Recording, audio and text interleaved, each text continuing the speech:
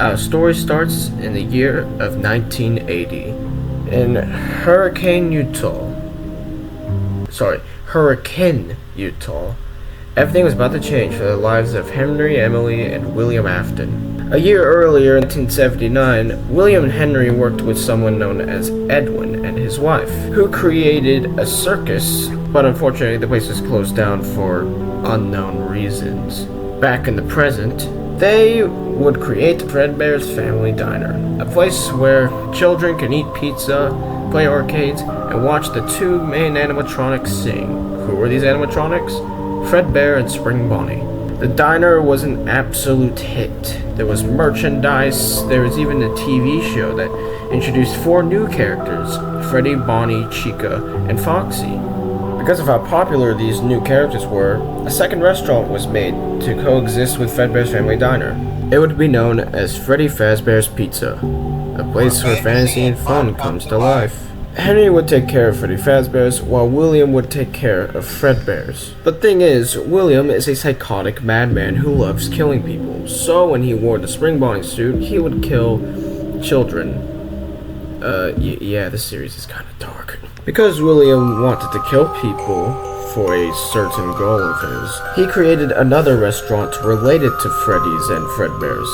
So in the year 1983, Circus Baby's Pizza World was officially open.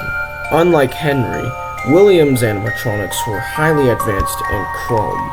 William's group of animatronics were Funtime Freddy, with Bon on his hand, Funtime Foxy, a white and pink fox that nobody knew if they were a male or female, Ballora, a dancing motherly animatronic that sort of represented William's ex-wife, Ennard, a clown animatronic that everyone was kind of weirded out by, and the main star herself, Circus Baby. The place was a huge success. Everyone loved the characters, and the animatronics were kidnapping and killing children, just as William wanted. Now why would William want to kill children? Easy. Remnant. What does Remnant give? Immortality. I think you might know why William does this now. Thing is, even though the place was successful, it would eventually close because of one little girl, William's daughter, Elizabeth. You see, Elizabeth always wanted to see circus babies simply because, they look similar. But William always said no. Why? Well, he doesn't want her messing up anything.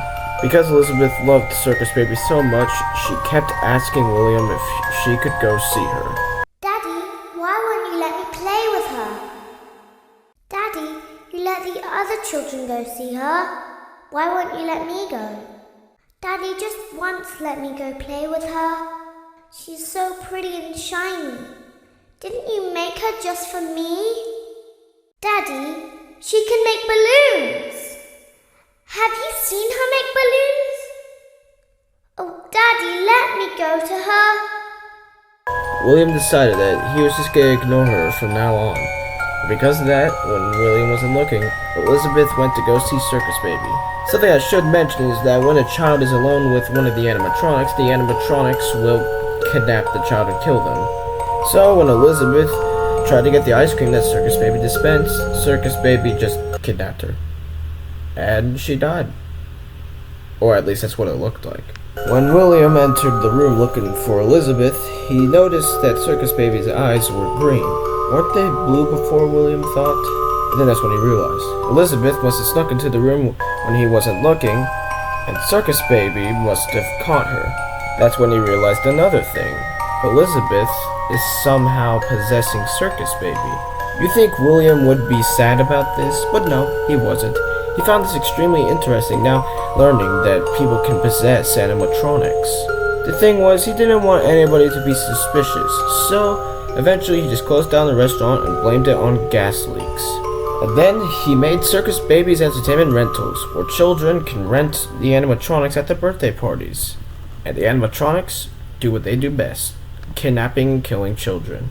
Now that William wasn't worried about Circus Babies anymore, he went back to Fredbear's, and he realized something. Michael was bullying his brother Evan again. This had been going on for a full week, where Michael would wear his Foxy mask and keep jump scaring his brother.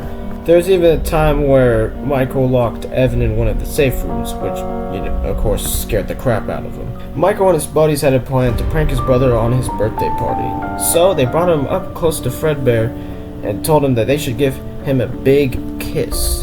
And they proceeded to put him inside of his mouth. But thing is, these were springlock suits, and if they're malfunctioned, then you could possibly get killed. So because Evan was moving so much, the springlocks went off and Fredbear's jaw crushed his skull. It was just an accident. Evan was immediately rushed to the hospital. Michael felt guilty. In his final moments, Michael said he was sorry. William, who was also there, made him a promise. I will put you back together. But thing is, William didn't care about any of his children, so he just buried his bodies somewhere in the backyard. William decided to go back to Henry and work at Freddy Fazbear's Pizza. Or mainly just kill more children so he can get more remnant. So how many did he kill this time? 1, 2, 5. He killed 5 kids. He stuffed their bodies inside the animatronic suits simply because he didn't have anywhere else to put them. Unfortunately, people started to notice that the animatronics were starting to smell and that they were malfunctioning a lot. So in 1985, the place was closed down. Henry had plans to bring the restaurant back by making toy animatronics. They were plastic and maybe based off of William's designs of the Funtime animatronics. Henry also had one more trick up his sleeve to make sure that none of the kids went missing this time. But most importantly, they're all tied into some kind of criminal database so they can detect a predator a mile away. Heck, we should be paying them to guard you. So, with everything set, Henry finally opens the 1987 Freddy Fazbear's Pizzeria. Meanwhile, William was very irritated. Why? Well, it's because of this. Hey Henry, can I help out? No. Henry didn't want to work with William this time, mainly because William was accused of being a child murderer. William, now very mad, went to go confront Henry himself. That was when he saw Charlie, Henry's daughter, who was locked out by a couple other kids, which gave William a very evil idea. Charlie was murdered by William. He left her body near the pizzeria and drove off. The puppet, who saw everything, decided to go outside and find the body. Once the puppet did, the puppet wrapped around her body, and eventually they became one. Henry was devastated when he learned the news. He eventually just left the pizzeria and put his employees in charge while he was gone. Despite that, the pizzeria was very successful. Everyone loved the new toy animatronics. Well, almost everyone. William was the only one who didn't like them, because how else was he supposed to kill kids? The Funtime animatronics weren't doing enough. So, William would just have to sneak into the pizzeria, pretend to be someone else, and kill even more kids. Which he did successfully. However, the puppet was watching, and when she found the dead kids, she put their souls inside the animatronics.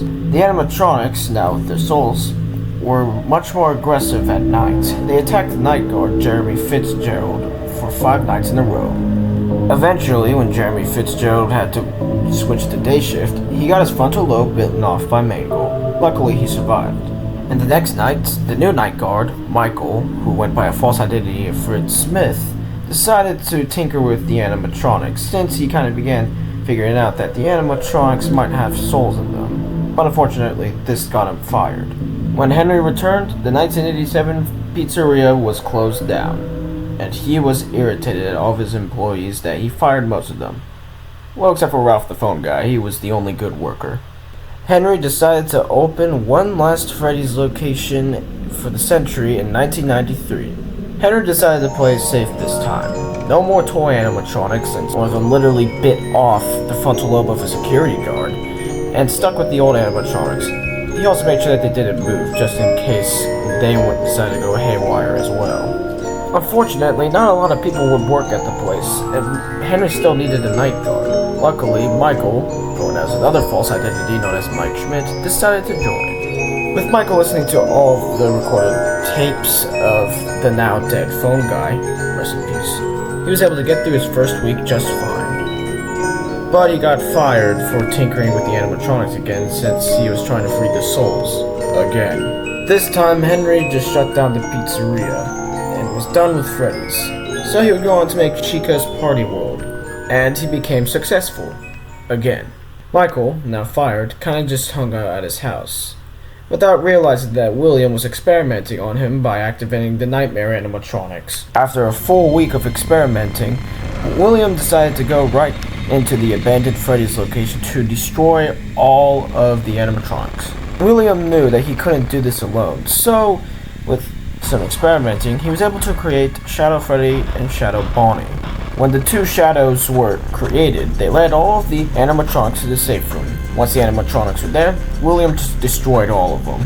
After many years, William was finally immortal. William's celebration was cut short when the souls of the children appeared right before him. In a desperate attempt, he put on his Spring Bonnie suit, hoping to scare the souls. But the thing is, a few raindrops were going through the ceiling. So once some of the raindrops hit his suit, William cried out in pain as the spring locks impaled his organs. All of the ghosts of the children disappeared. William, unfortunately, was not dead. William was still around, now trapped in his suit. William was officially Springtrap.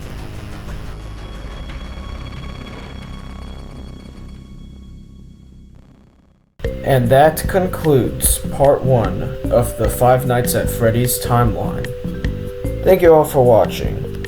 It took me a really long time to complete this video. And don't worry, part 2 will come out eventually. Anyways, I hope you all enjoyed.